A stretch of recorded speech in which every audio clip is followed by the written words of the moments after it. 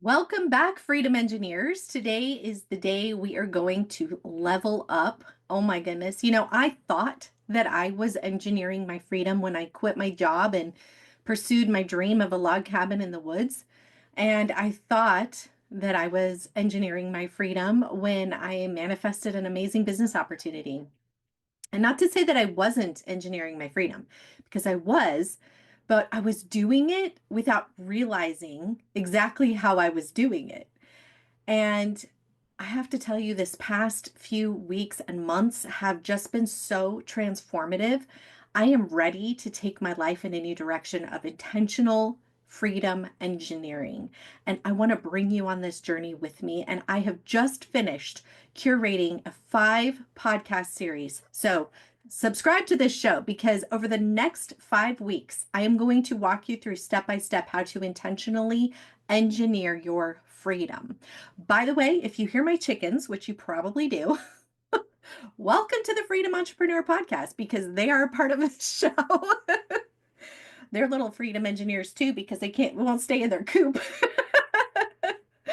Anywho, I'm just so grateful for this journey. I'm so grateful to God for this awareness and for this blessing and for the outlet here on this podcast to be able to share that with you, my friends. Ooh, I'm so excited. So if you are here for it again, please subscribe to that show.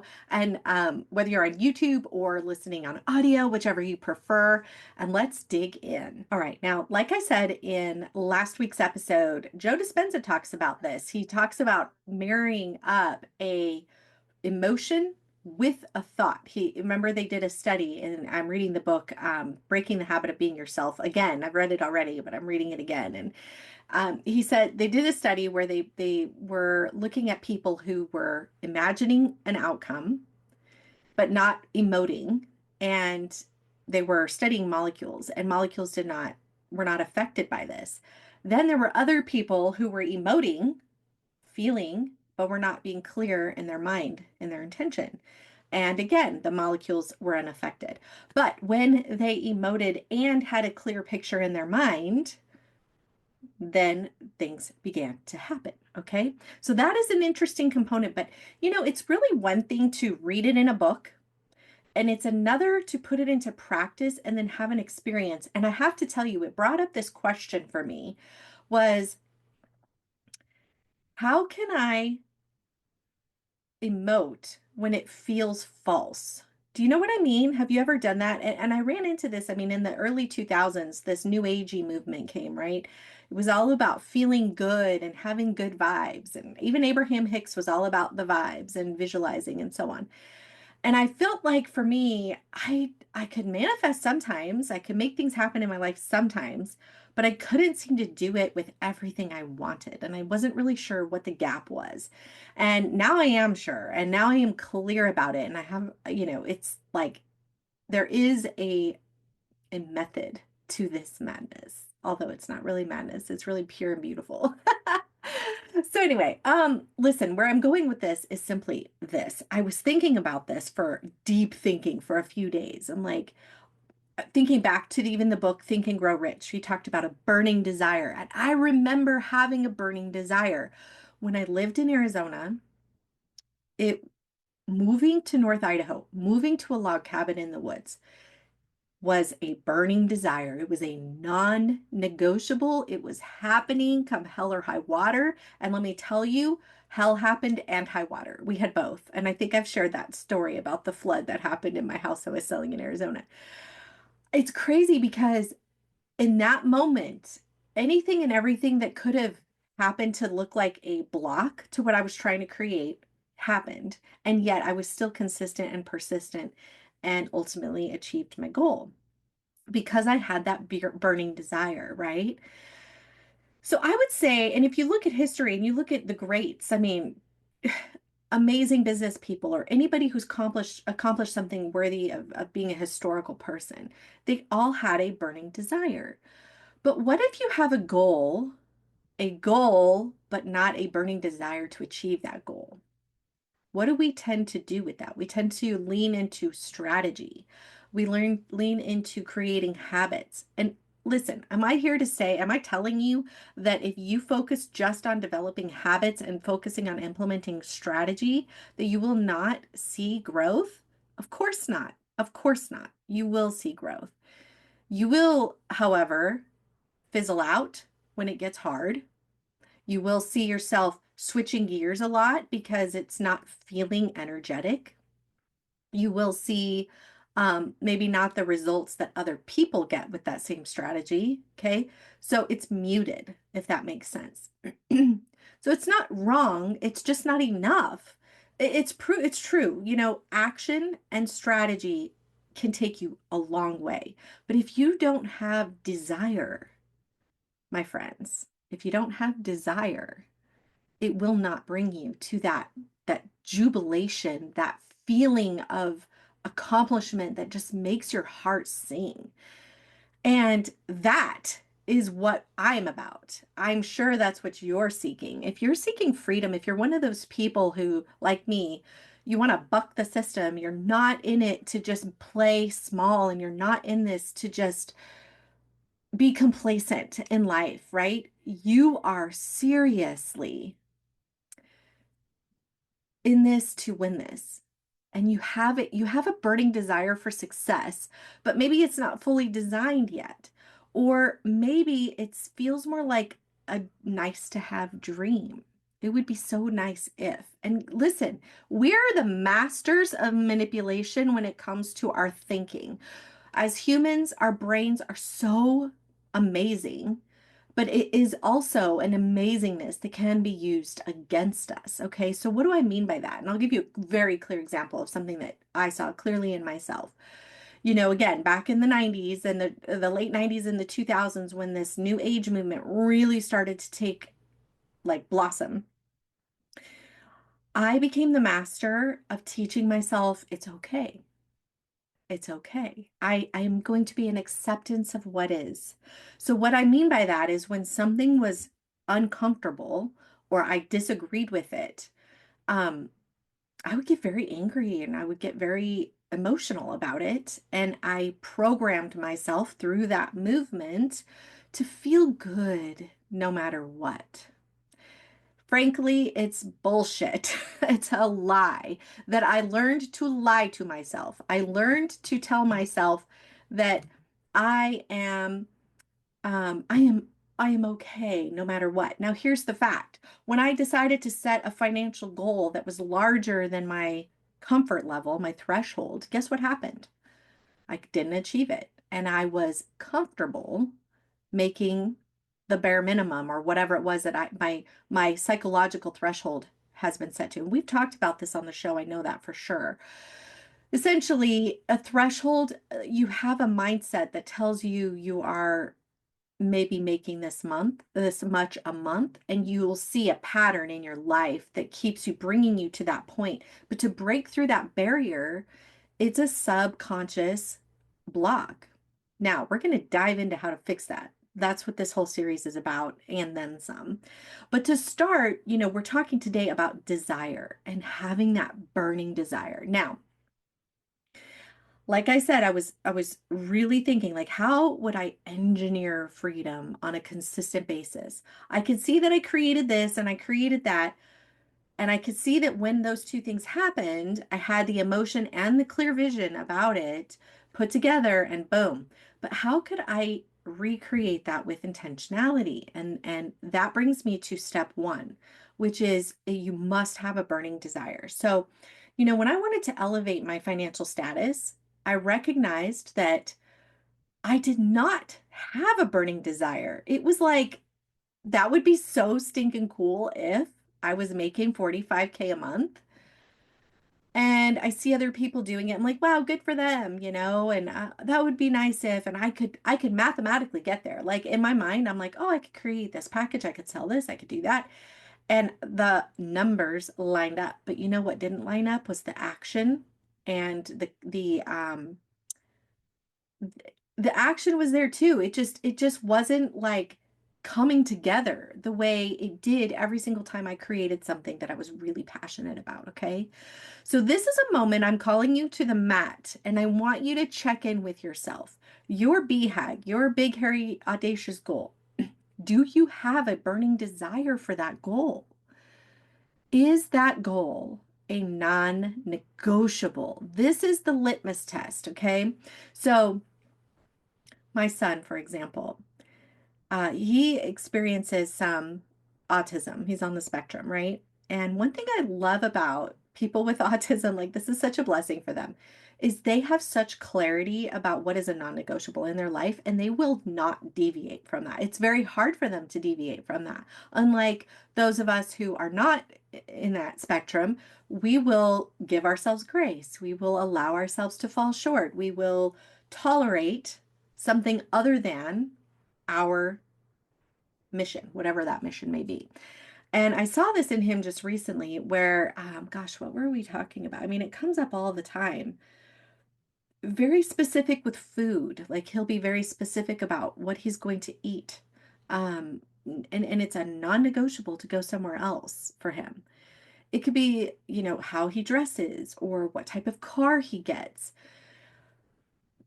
Actually, that's a really good example of that because he's very tall. And so Mommy Lindsay wanted him to drive something that fit his body and was safe on the road and was, all the things that I felt was important.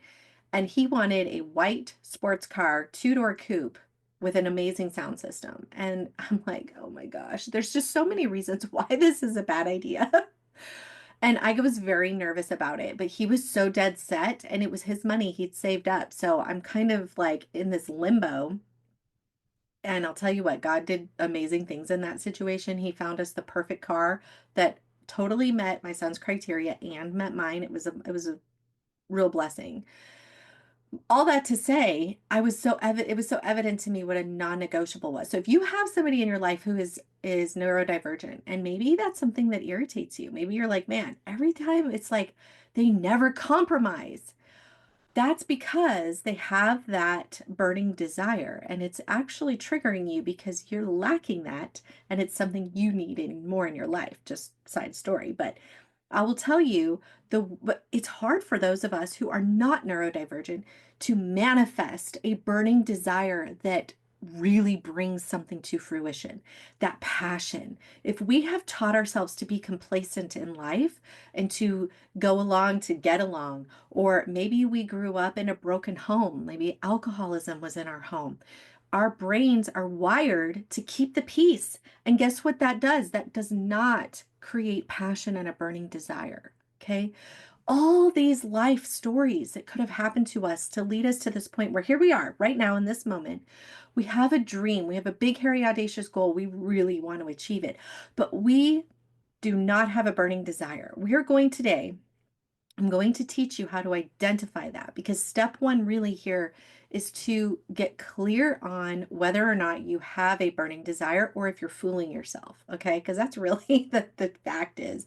Like, I know for a fact, I, um, I set a goal. I remember this back in like 2001, I think it was. I read the book Mentored by a Millionaire, and it was the first time I ever did a vision board.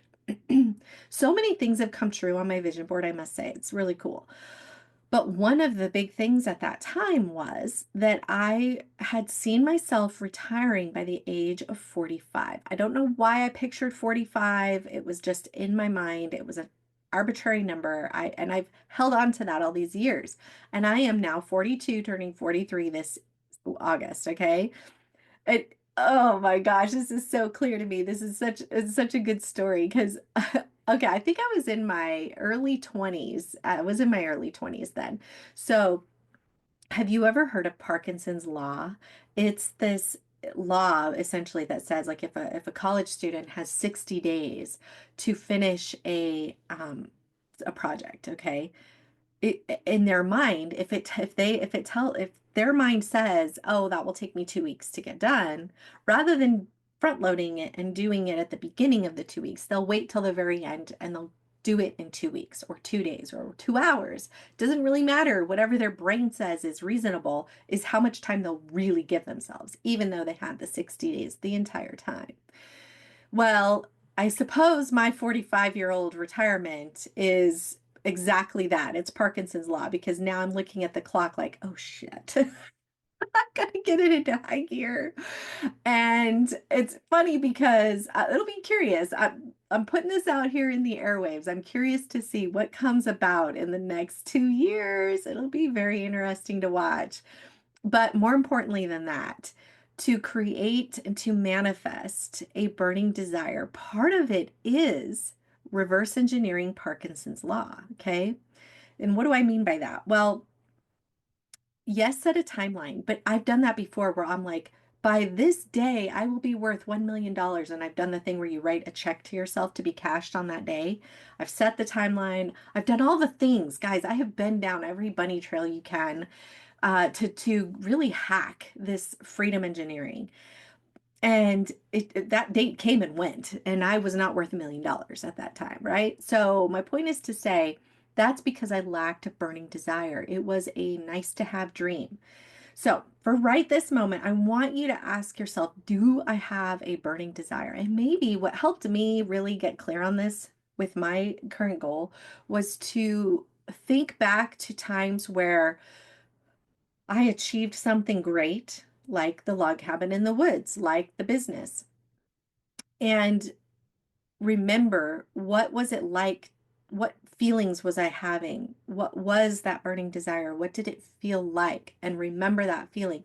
And then look at where I'm at with this goal and say, am I feeling that same level of intensity?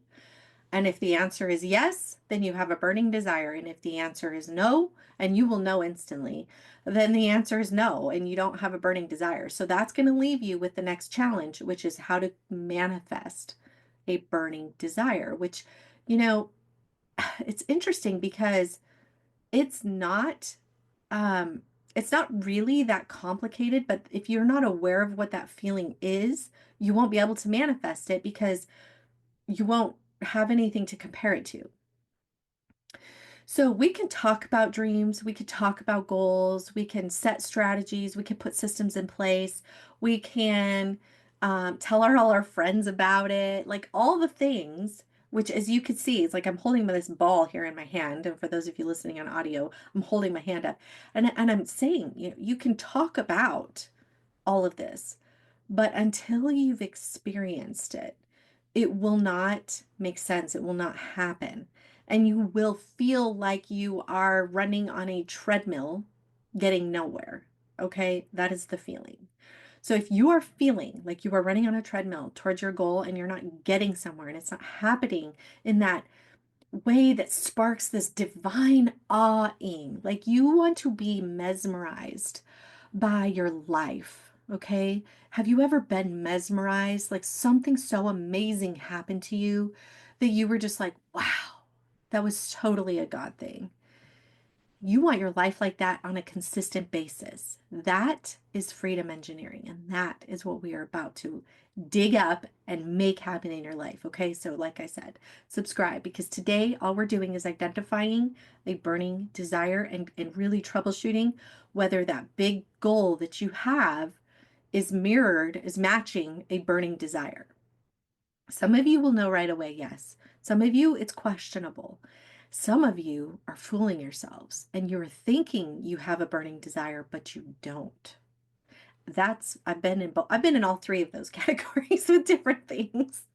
And this particular financial goal that I have, it was a burning desire, I thought. In fact, I thought it was a burning desire so much so that I hired a coach to help me achieve it. And I've been seeing her for I want to say 6 months, but it's not happening. But guys, when you have a burning desire, your dreams come true. Your visions come true fast. It doesn't have to be slow. It can be very you get in this like tunnel where things start to just pop. Um, that stems from manifesting a burning desire, being clear on it, and knowing each day where you're going. So we're going to get into that. Now, hold up just a second. What if you're listening to this and you think to yourself, I don't even have a goal right now. I mean, that could be the case. And I haven't even gone into that. I just kind of presumed you all have a goal if you're here. I'm assuming your goal is a freedom, level of freedom of some point. Maybe that is quitting your job. Maybe that is moving. Maybe that is whatever it is. I think it's important to just take a little moment here as we wrap up today's episode to say this. Think bigger than a an outcome, a physical outcome. Think bigger than that. So, for example, if you're thinking, I need to quit my job, why? What is ultimately the goal of quitting your job going to do for you? You want to travel? Okay, so your goal is travel. That's still like a means to the end, so to speak. Here's what I'm saying. And let me just preface this by saying this. My son, I love him so much. He just to me the other day seemed sad. And I said to him, I'm like, honey, why are you sad? And he goes, I just don't want to be here. Now he's 16, and we've all been in that place in our life where um, we think the answer is leaving our parents' house. Okay. And the big wide world is waiting for us, and suddenly magically it's going to all get better when we do, right? We've all been in that position. But I'm telling you right now that that is a means to an end. And then you get out of the house and then it's like, then what? Then what? Um, the same thing is true for me when I wanted to go live in a log cabin in the woods. Guess what? I got there, and then what? It's like in Finding Nemo when they finally get out of the tank and it's like, now what? Right? This is my point. If your goal is a means to an end, or you think that goal somehow equals something else, you're missing the bigger picture. Your bigger picture, your freedom, has more to do with that feeling of aliveness. It is that passion, it's that feeling overwhelming and explosive in life, like a just jubilation, rejoicing in every day. That is when you feel free, when you feel free. And it's got a little bit to do with life circumstances, but it has even more to do with just knowing that. And the creation, the joy of the creation, the joy of the achievement, the joy of knowing that you are limitless, that possibility is beyond you. It's infinite. That is freedom. Okay? And then living a life that exemplifies that knowing. That is freedom. So dig deep within yourself between now and next week and get clear on what it is your goal is. Like mine is reaching a certain financial threshold. Um, and that's because I'm breaking a barrier of living in my means. I want to break that barrier. I want to know that I am limitless possibility. I want to expand beyond that, and I want to live in the joy of the creation. Okay? So it's like this, oh, it just feels so good even just being in this moment with you. I hope you can feel this energy. It's really radiating through me. All right. So be present to this. Tune in next week. We are taking it further. We're going to talk about how to manifest a burning desire.